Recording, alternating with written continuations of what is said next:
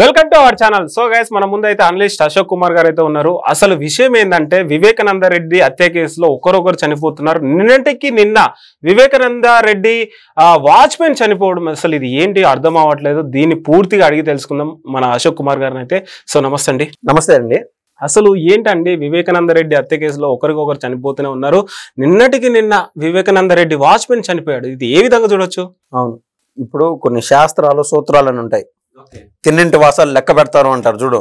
అంటే పూర్వకాలంలో ఈ సామెత ఎట్ట వచ్చిందంటే, పూర్వకాలంలో ఇప్పుడు నీ దగ్గర ఏమి లేదబ్బా అన్నా, నాకు ఇబ్బందిగా ఉండదన్నా, అన్నం పెట్టి అన్ను నన్ను అడుగుతావు. నిన్ను సరేరా రానాయనా అని ఇంట్లో కూర్చొని పెట్టి ప్రశాంతంగా ఒక టిఫిన్ పెట్టడం, అన్నా నిద్ర వస్తుందనా అని చెప్తావు.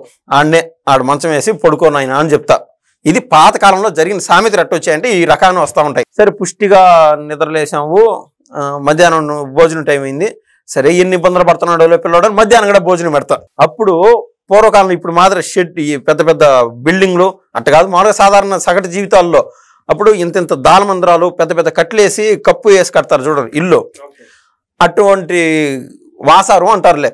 దాని కింద నువ్వు మంచం వేసావు, పడుకున్నావు, నిద్రలేసావు, మళ్ళీ అన్నం తిన్నావు, మళ్ళీ పడుకునేటప్పుడు నిద్ర అంతా పొద్దున నిద్రపోయినావు, నీకు మధ్యాహ్నం నిద్ర రాలా. ఊరికే ఉండకు, నువ్వు ఏం చేస్తున్నావు అంటే పైన ఇట్లా అడ్డకట్టులు 18, ఇట్లా నిలువు కట్లు వచ్చి 22, అంటే మొత్తం ఇన్ని కట్లు వాడినారు దీనికి. దాలమందిరానికి ఇంత లవ్ దాలమందిరం అంటే తలుపు ఇట్లా వాడినారు అని చెప్పి నీ లెక్కాచారం వేసుకొని, తర్వాత నువ్వు ఒక్క రోజు గ్యాప్ ఇచ్చి ఆడ ఎంఆర్ఓ ఆఫీస్, అంటే ఆ కాలంలో ముదాము అట్లా అంటూ ఉంటారు, అక్కడికి పోయి నీ ఇల్లుని నేను కబ్జా చేశాను అని చెప్పి నా పైన కంప్లైంట్ పెడతావు నువ్వు.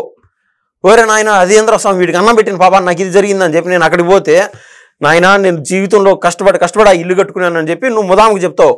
అసలు నీ ఇల్లు అనేది ప్రూఫ్ ఏది అని అడిగితే నా దగ్గర సమాధానం ఉండదు. కానీ నువ్వు కష్టపడి చెమటోడ్చి కట్టుకునేవాడు మాదిరా ఎట్ట అడ్డకట్లు ఇన్ని, నిలువు కట్లు ఇన్ని లెక్కాచారం చెప్తే ముదాము ఇంప్రెస్ అయిపోయి అది నీదే అని చెప్పి నీ పేరు మీద ఇంకా పట్టా చేసి చేస్తున్నాడు. అంటే నేను అడక తినాలి, బయటికి పోవాలా, అంతే కదా వాస్తవంగా. అంటే తిన్నింటి వాసాలు లెక్క పెట్టే రకాల్లో జగన్మోహన్ రెడ్డి ప్రథముడు. అందుకు ఈ కేసు ప్రత్యక్ష ఉదాహరణ. ఏ విధంగా అంటే వైఎస్ వివేకానంద రెడ్డి, ఈ యొక్క జగన్మోహన్ రెడ్డి వాళ్ళ నాయన చనిపోయిన అనంతరం రకరకాల పరిణామాల రీత్యా ఆయన కాంగ్రెస్లో ఉన్నాడు. సరే ఏదైతే ఏమని చెప్పి మళ్ళీ జగన్ పంచం చేరినాడు. తర్వాత ఎమ్మెల్సీగా కూడా ఉన్నాడు. కాలక్రమేపీ ఏమైందంటే ఈ యొక్క కడప జిల్లా కడప ఎంపీ స్థానం కోసం పోటీల్లో ప్రథమంగా ఉన్నాడు వైఎస్ వివేకానంద రెడ్డి. అక్కడ నేను మా బాబాయికో లేకుంటే మా తాతకో ఇంకొకరికో నాకు ఏదన్నా పోస్ట్ వస్తే వాళ్ళతో ఉందాం అనుకుంటానా, నువ్వు నా తమ్ముడు అనుకొని నాకు ఏదన్నా నా సాటిస్ఫాక్షన్ నీతోనే ఉంటుంది కదా, ఎక్కడికైనా జర్నీ చేయాలని ఎట్లా. ఇక్కడ జగన్మోహన్ రెడ్డి కూడా వాళ్ళ తమ్ముడు అయినటువంటి అవినాష్ రెడ్డికి ఛాన్స్ ఇచ్చాడు. ఈ బాబాయి ముసలోళ్ళ కథ ఇదంతా ఎందుకులే అని చెప్పి ఆయన ఎంపీగా చేశారు అవినాష్ రెడ్డికి. తర్వాత టైంలో కూడా మళ్ళీ కడప జిల్లాలో ఆ కడప ఎంపీ స్థానానికి ఈ యొక్క వైరం వచ్చింది. ఆ వైరం టైంలో ఇంకా ఈయన లేకుండా ఉంటే సరిపోతుందని చెప్పి అన్నదమ్ములు జగన్మోహన్ రెడ్డి, అదేవిధంగా వైఎస్ అవినాష్ రెడ్డి ఇద్దరు కూడా కుట్ర పన్ని అర్ధరాత్రి వైఎస్ వివేకానంద రెడ్డిని ఇష్టానుసారం టక్ అని రకరకాల రీత్యా హింసించి చంపినారు.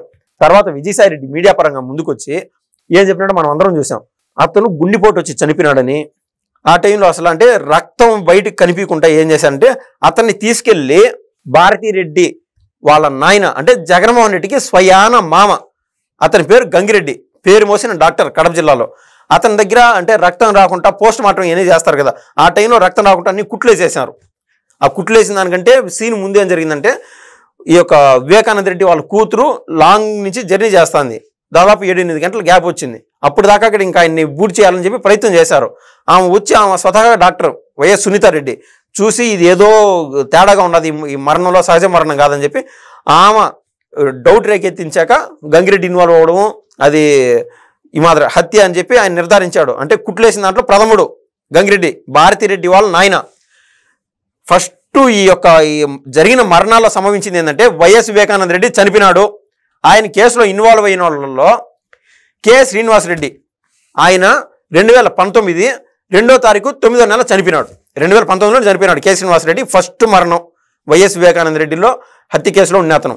సెకండ్ మళ్ళీ 2022లో గంగాధర్ రెడ్డి చనిపోయినాడు. 9వ తేదీ 6వ నెల 2022లో చనిపోయినాడు. ఇది ఇలా జరుగుతూ ఉంటే తర్వాత భారతిరెడ్డి వాళ్ళ నాయన చనిపోయినాడు. ఎవరు? గంగిరెడ్డి. ఎందుకంటే సిబిఐ టేకప్ తీసుకునింది ఈ కేసు. తీసుకున్నప్పుడు ఒక్కొక్క దోషిని ఒక్కొక్కరు ఇన్వాల్వ్ ఎవరైతే ఉంటారో వాళ్ళందరూ ఖచ్చితంగా సిబిఐ విచారణ చేస్తుంది. ఈ తప్పులు జరిగిన వాటిలో ఎవరైతే హస్తం ఉంటుందో వాళ్ళని ఖచ్చితంగా వెలికి తీయగలుగుతుంది. మెయిన్ గంగిరెడ్డి ఆడ సెంటర్. ఎందుకంటే పోస్ట్ మార్టం చేసింది అతనే.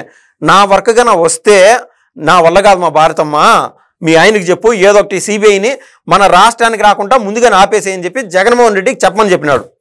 ఆయన చేసిన తప్పు అదొక్కటే. అందుకు ఇది ఇట్లా కాదని చెప్పి అన్నం తినేదానికి పిలిచి సహజ మరణంగా ఆయన ఎట్లా చనిపోయినాడు. ఆ కేసులో ఇన్వాల్వ్ అయిన అతను గంగిరెడ్డి. అంటే జగన్మోహన్ రెడ్డి చెప్పినట్టు రాంగ్ పోస్ట్ మార్టం రిపోర్ట్ ఇచ్చాడు. తర్వాత మనం చూస్తే ఇతను చనిపోయినాడు. నిన్న రంగన్న అక్కడ ఏదైతే వాచ్మెన్ ఇన్ని రోజులు మాట్లాడుతూ ఉన్నామో రంగన్న అని ఆయన కూడా చనిపోయినాడు. మెయిన్ నేను చెప్పొచ్చేది ఏంటంటే ఈ కేసును చూస్తే పరిటాల రవి గారు హత్య కేసు సేమ్ రిపీట్ అయినట్టు ఉంటుంది. పరిటాల రవి గారు చనిపోయినారు. ఆ టైంలో మొద్ది సీను ఎవరికైతే ఈ వైఎస్ ఫ్యామిలీకి కానీ ఈ కాంగ్రెస్ వాళ్ళకి కానీ వీళ్ళకి సాయపడినటువంటి మొద్దు సీను పరిటాల రవిని చనిపోయిన అతను, ఇతను మామూలుగా అప్పుడు బిల్డింగ్లు కట్టుకొని ఎంత హ్యాపీగా ఉండాలా. పరిటాల రవి గారినే లేపేసినప్పుడు వీళ్ళకి సహకరించినందుకు ఈయన హ్యాపీయే కదా. కోట్ల డబ్బులు వచ్చినాలా, బిల్డింగ్లు కట్టుకోనాలా. నేను అంటాను అదే తిన్నింటి వాసాలు లెక్క పెడతారంటే ఈయన ఈ వైఎస్ ఫ్యామిలీకి సాయపడినాడు ముద్దు సీను లేపేశారు. అంటే ఈ కేసులో ఎవరైతే ఇన్వాల్వ్ అయింటారో వెనకటికి సాక్ష్యాధారాలు ఉండకూడదని సాయపడిన వాళ్ళనే లేపేస్తారు. పాము తన పిల్లలను తాను తింటాదంటారు చూడు, ఆ రకాన్ని ముద్దు సీను లేపేశారు. ముద్దు సీను ఎట్లా లేపినారు? అదే పోలీస్ స్టేషన్లో ఓంకార్ అనే అతను ఉంటే అతని ద్వారా ఇతను లేపించేశారు. తర్వాత ఓంకార్ కూడా చనిపోయినాడు. ఇన్వాల్వ్ అయిన మధ్యల చేరు సూర్యనారాయణ రెడ్డి అతన్ని భానుప్రకాష్ రెడ్డి చంపేశాడు. చూడు అంటే ఇట్లుంటుంది. ఒకటి అశోక్ గారు, మీరు ఇంత బాగా ఎక్స్ప్లెయిన్ చేస్తున్నారు, ఇంత సోషల్ మీడియా అప్డేట్ అయింది, ఇంత సొసైటీ కూడా అప్డేట్ అయింది, ఇప్పుడు కూడా ఇవి జరుగుతున్నాయి అంటారా ఇవి హత్యలు? ఒక్కటి ఇతను బాలకృష్ణతో ఫ్రీక్వెంట్ గా సినిమాలు తీస్తూ ఉంటాడు. అతను ఏం పేరండి, బోయపాటి సీను గారు. అతను ఒక సినిమాలో జిత్తు అనే క్యారెక్టర్ ఉంటుంది, జగపతి బాబు చేస్తాడు. సాక్షాత్ జగన్మోహన్ రెడ్డి గారి యాటిట్యూడ్ పోలి ఉంటుంది. ఎటువంటి అతిశయోక్తి లేదు. ఫర్ ఎగ్జాంపుల్ మనం ఫ్రీక్వెంట్గా నువ్వు చెప్పే సోషల్ మీడియాలోనే ఇక్కడి నుంచి అక్కడికి ట్రావెల్ చేయాలంటే 7 కిలోమీటర్లు ట్రావెల్ చేయాలంటే చుట్టూరు పరదాలు కట్టేసి, అంటే పైన వెళ్తా ఉన్నాయి అక్కడ హెలికాప్టర్ పైన పోతా ఉన్నాయి కదా. ఈ 6 కిలోమీటర్ 7 కిలోమీటర్లు రోడ్డు పైన పాడు జగన్మోహన్ రెడ్డి గారు పైనే అంటే హెలికాప్టర్లో పోతాడు. అటువంటిది వివేకానంద రెడ్డి చనిపోయిన రోజు తాడేపల్లిలో ఉన్నాడు అమరావతిలో. అక్కడి నుంచి రోడ్డు మార్గాన పులివెందుల వరకు పోవడం అంటే ఏందని ఎన్ని గంటలు వెచ్చించారో నీకు కొసమెరుపు చెప్పనా. నేను టైం తీసుకొని స్టార్టింగ్లో ఇంత కథ ఇంత సామెత ఎందుకు చెప్పినానంటే లైవ్ ఎగ్జాంపుల్ ఒకటి చెప్తా.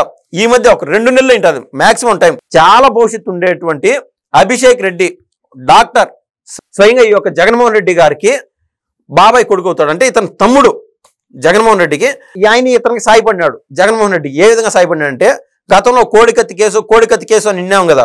జగన్మోహన్ రెడ్డిని ఎయిర్పోర్ట్లో ఒకటి అతను పొడిచాడని. పొడిచినప్పుడు ఆయనకి ఏదో అయిపోయినట్టు కోమాలకి వెళ్ళిపోయినట్టు రకరకాల ఎస్టిమేషన్ ఇచ్చారు. మీరు చెప్పే సోషల్ మీడియాలోనే హైదరాబాద్కి తీసుకెళ్లినారు. హైదరాబాద్లో వైఎస్ అభిషేక్ రెడ్డి ఎక్కడైతే పనిచేస్తున్నాడో అక్కడికి తీసుకెళ్లి అతనే స్టిచ్చెస్ వేసాడు, దారాలు కుట్టినాడు ఈ యొక్క జగన్మోహన్ రెడ్డికి. అంటే ఇక్కడ ఏమీ కాలేదు అని చెప్పడానికి బయట డాక్టర్లు వీళ్ళుగానే అయితే ఆడ కేవలం గీసుకునిందని చెప్తారు కదా. అందుకు ఇతను వాడుకున్నారు వైఎస్ అభిషేక్ రెడ్డిని. అతన్ని కూడా ఏ రోజైనా నిజాలు బయటకు వస్తే ఇబ్బంది అని చెప్పి స్లో పాయిజన్ ఇచ్చి చంపినారని చెప్పి పులివెందుల్లో కూడా వినికిడి. ఇదొక సైలెంట్ చాప కింద నీరులాగా ఒక డిస్కషన్ జరుగుతూ ఉంటుంది చూడు, రూమర్స్. పులివెందుల్లో కూడా అదే రూమర్స్ ఉన్నాయి. అంటే జగన్మోహన్ రెడ్డికి ఈ కేసుల్లో ఎవరైతే ఉపయోగపడినారో ప్రతి ఒక్కరికి మరణం సంభవించేసింది. సో తస్మాత్ జాగ్రత్త. నేను ఫైనల్గా ఇచ్చే సలహా ఒకటి, జగన్మోహన్ రెడ్డి గారి కేసులో ఎవరైతే ఇన్వాల్వ్ అయి ఉన్నారో దస్తగిరి అనే ఒక అతను నేనే చంపినాను, కదిరిపోయి గొట్టలు తెచ్చాను ఇవన్నీ చెప్పినాడు కదా వివేకానంద రెడ్డి గారి హత్య కేసులో. ఆ దస్తగిరి ఏ విధంగా అయితే అప్రూవల్గా మారితే ప్రభుత్వం నుంచి ప్రొటెక్షన్ దొరుకుతుంది. అందరూ ఏదైనా సరే ఇటువంటి హత్య కేసుల్లోనో జగన్మోహన్ రెడ్డి గారికో లేకుంటే జగన్మోహన్ రెడ్డి దగ్గర గతంలో పనిచేసినటువంటి మంత్రుల దగ్గర పనిచేసిన వాళ్ళు హత్య కేసులోనూ సివియర్ కేసులో కన్నా ఇన్వాల్వ్ అయితే వాళ్ళు దయచేసి అప్రూవల్గా మారితే ప్రభుత్వమే ప్రొటెక్షన్ ఇస్తుంది, మీ ప్రాణానికి ఎటువంటి ఇబ్బంది లేదు అని నేనైతే నమ్ముతాను. లేదంటే ఈ రంగన మాత్రం వాళ్ళ మరణం కూడా సంభవిస్తుంది. సో అశోక్ గారు మీరు చెప్పేది అయితే బాగా ఎక్స్ప్లెయిన్ చేశారు, మాకు కూడా కొంచెం అర్థమైంది, ఆడియన్స్కి అయితే అర్థమై ఉండొచ్చు. నేను ఒక క్వశ్చన్, కాంట్రవర్సీ క్వశ్చన్, మరి అదే నాకు తెలియదు కానీ, సో భారతి డైరెక్షన్ లో జగన్ ప్లే చేస్తున్నారా ఈ హత్యలనేసి నాకు అనిపిస్తుంది. దీని మీద మీ ఒపీనియన్ ఏంది? మనం ఇందాక ఒక సామెత చెప్పినట్టు పాము తన పిల్లలను తాను చంపుకుంటుంది అన్నట్టు, పాము పిల్లలే పాము చంపితే ఎట్లుంటుంది. భారతి రెడ్డి వాళ్ళ తండ్రి చనిపోతాడని ఆమెకు తెలుసు. విషయం చూసి అట్టే అర్థం అవుతుంది. ఏదైతే అనుమానాస్పదంగా చనిపోయినాడు గంగిరెడ్డి భారతిరెడ్డి వాళ్ళ తండ్రి, మొత్తం ఆలుమొగులు స్క్రిప్ట్లోనే జరిగింది. ఇది వాస్తవం అని మన రాష్ట్రంలో దాదాపు 70% మంది నమ్ముతారు. అంతెందుకు, భారతిరెడ్డి డైరెక్షన్ జగన్మోహన్ రెడ్డి నడుస్తాడు అని ఎక్కడైనా సరే మన రాష్ట్ర చరిత్రలో కేవలం సీఎంకు మాత్రం క్యాంప్ కార్యాలయం ఉంటుంది కానీ సీఎం సత్యమణికి ఎక్కడైనా క్యాంప్ కార్యాలయం ఉంటుందా? సాక్షి కోసం పనిచేసింది కాదు ఆ కార్యాలయం, నేను అంటుంది సీఎం భార్య కోసం ప్రత్యేకంగా కార్యాలయం. గతంలో జగన్మోహన్ రెడ్డి సీఎంగా ఉన్నప్పుడు ఇదే నారా లోకేష్ గారు సతీమణికి ఏమైనా సపరేట్ కార్యాలయం పెట్టినారా? లేదా చంద్రబాబు గారి సతీమణి గారికి ఎవరికి కార్యాలయం ఉందా? లేనే లేదు. నిన్న లోకేష్ గారు మీడియా సమావేశంలో కూడా అదే మాట్లాడినాడు. సో జగన్మోహన్ రెడ్డి అతని అధికారాన్ని విచ్చలవిడిగా వాడుకున్నారు. వాళ్ళ సతీమణి అయినటువంటి భారతిరెడ్డి ప్రశాంతంగా చూసి కూర్చొని పేపర్ పైన ఏ విధంగా అయితే బ్లూ ప్రింట్ రాస్తారో దాంట్లో సిద్ధహస్తురాలు భారతి అని మన రాష్ట్ర ప్రజలు అందరూ నమ్ముతూనే ఉన్నారు. ఓకే, థ్యాంక్ యూ అండి, చాలా బాగా ఎక్స్ప్లెయిన్. థ్యాంక్స్ అండి.